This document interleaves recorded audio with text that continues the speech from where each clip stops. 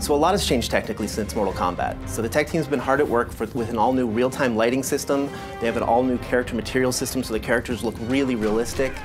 We have multi-threaded the renderer, so we can just sort of render more stuff on screen, so the game looks really incredible. Our engineers have really pulled out all the stops and are squeezing every bit of performance that we can get. In comic books, the characters are very bold and bright and graphic because you're dealing with hand-drawn imagery, whereas in our game we have the ability to render materials and a lot of details. So what we're trying to do is make these characters feel as if they've stepped off the page. You can see the leather and the metal and the rivets and all the things that make their costumes have dimension and weight in the real world. A lot of the action in Injustice is over the top. We have people grabbing cars and throwing them at people. We have people bouncing off objects all around the arena, and there's nothing more cinematic in the game than our super moves. Our super moves are these really big kind of blockbustery events that would probably blow out the budget on a summer blockbuster.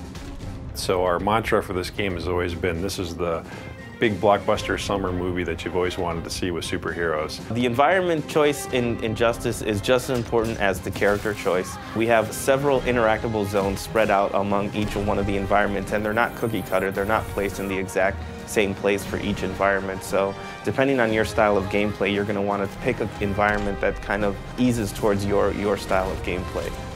We have multiple levels on many of the arenas as well, and every time you play the game, it's going to be a little bit different. The button layout has changed in Injustice from Mortal Kombat.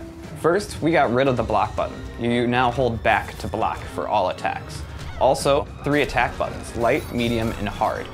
So the additional button we call the character trait button, and that's a specific attack designed to showcase each character. So in the case of Nightwing, he uses the button to switch between his collie stance using collie sticks and his staff stance where he uses a staff, and there's completely different attacks.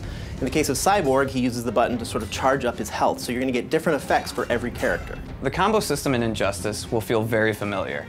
Instead of using a special move to start a combo, you actually will use your special moves to link combos. You can also cancel out of a combo to link into a level transition or into a pop-up.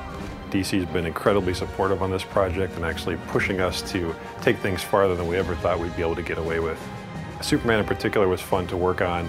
We had a lot of freedom with trying things as far as materials and adding little armor bits and playing with the way that his logo ties into his cape, things like that, which normally you'd think you wouldn't have the freedom to play with such an iconic character, but DC was very supportive the whole way. The coolest thing about working on Injustice is obviously learning a lot more about the DC lore.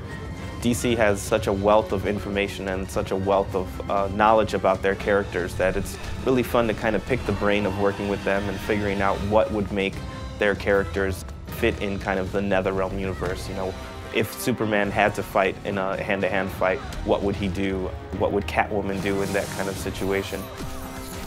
What excites me about working on Injustice is we get to play with superheroes. We get to make Superman, Batman, The Flash, Harley Quinn, characters that we've seen in cartoons and grown up with our entire lives. So to put fighting styles to each one of those characters and special moves has been really a privilege. Working on Injustice has been very exciting.